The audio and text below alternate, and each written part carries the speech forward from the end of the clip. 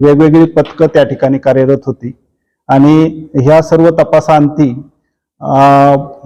आम्ही त्या घटनास्थळाची खूप बारकाईनं पाहणी केली। फिर्यादीतील त्यांचे जे नमूद बाबी होत्या, नमूद मुद्दे होते, त्याची देखील पडताळणी केली।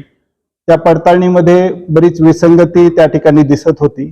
प्रत्यक्ष घटनास्थळावरची परिस्थिती आणि फिर्यादीमधील त्यांची नमूद तक्रार याच्यामध्ये बरीच तफावत त्या ठिकाणी दिसत होती। या सर्व बाबीची बारकाईने पडताळणी करण्यात आली आणि त्याच्यानंतर आम्ही फिर्यादीकडे सखोल विचारपूस करता, सखोल तपास करता फिर्यादीनी कबूल केलेला आहे की त्यांनी हा बनाव केला होता आणि हा बनाव